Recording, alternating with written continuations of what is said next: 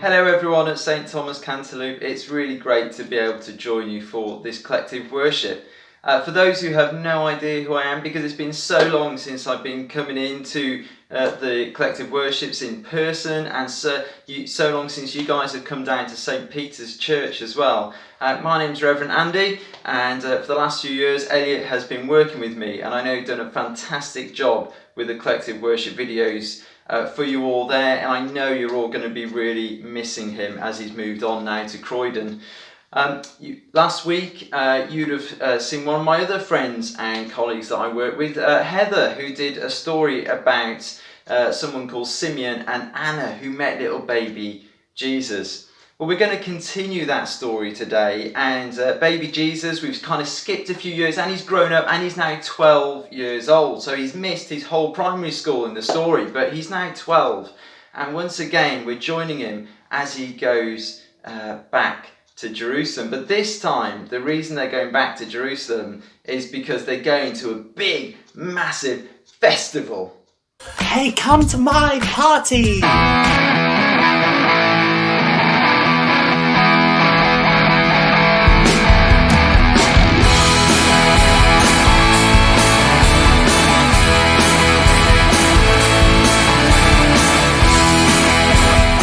No, wait, not that kind of festival. Hang on a minute. Elliot, where did you appear from again? Is that us using some old videos, I wonder, of Elliot? Maybe. But no, not a music festival like that. No, this was a festival called the Festival of the Passover. And it was a time where all the Jews would go back to Jerusalem to remember the time when God had saved them he set them free from the slavery of the Egyptians so they could go back to their own country again. And Mary and Joseph, well, they were really good Jews, so every year they would do like all the other Jews, and thousands and thousands and thousands of families would just suddenly go to Jerusalem for this big festival.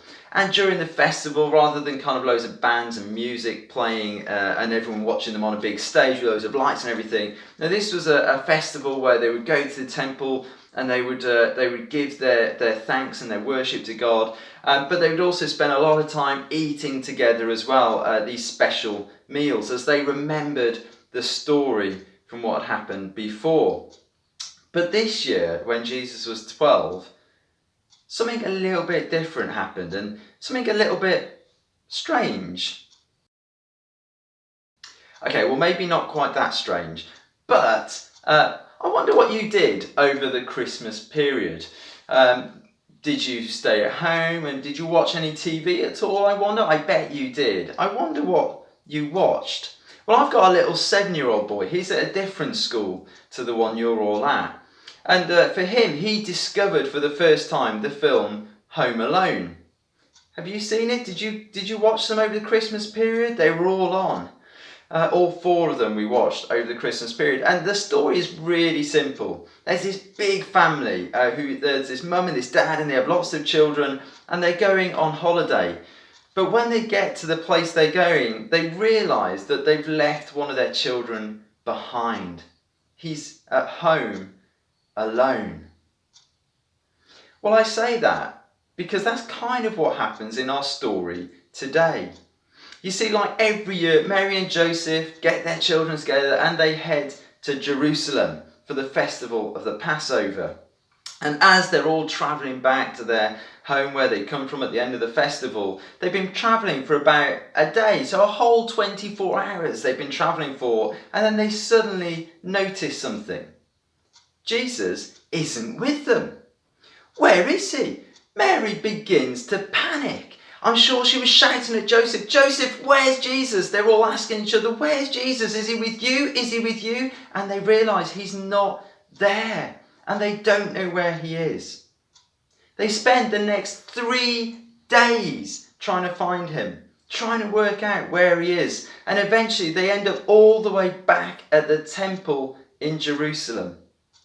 And sure enough, there's Jesus, sat there with the teachers of the law, the religious leaders of the time in the temple. And he is there, he's sat there and he's talking to them and he's asking them all kinds of questions. about God, about the Bible, the scriptures, and he's just like asking them all of these things, and they're telling him what they think the answers are, and then he's sharing with them what he thinks the answers are. And they obviously they're like so happy to see Jesus, but they kind of just watch and see what he's doing. And the Bible tells us that everyone who is there, all those who are watching, the teacher of the law, all the crowd that are gathered, they're all amazed, absolutely amazed. Their minds are like blown at the understanding and the knowledge and the wisdom that this 12-year-old Jesus has. It's like nothing they'd ever seen before. And so Mary, upon seeing Jesus, she rushes to him and she says, "Oh, Jesus, where have you been? Why are you here? Why weren't you like coming back with everyone? We were so worried about you. What are you doing here?" And Jesus turns around and he says, basically, where else would I be? I'm in my Father's house. Even at the age of 12, he's got that understanding that he is God's Son. So what do we learn from this story? What do we learn from Jesus being left behind in the temple and his interaction and how he talks to all of the teachers of the law? Well, there's two things we learn. Firstly, you're never too young to kind of understand who you are, to understand that you are one of God's children, called by God. And the second thing that we learn, again, is that you are never too young to shine bright your light. You don't have to wait until you're an adult. You don't have to wait until you somehow got like a better understanding, that somehow you're wiser the older you get. No, what you need is to know who you are and to know who God is. And you see, if you do that and you're not afraid to ask those questions, you're not afraid to speak out, then your light can shine and people will be amazed at what you do. So I want to encourage all of you today, St. Thomas Cantilupe, just to ask those questions, just to have that conversation, that chat. Don't be afraid to speak out for those things that you think are wrong. Be that courageous advocate that you're going to hear so much about, I'm sure, over these coming years. And more than anything else, shine bright your light. Don't let your age put you off. Do it now. Start doing it now. And it will set you up for the rest of your life.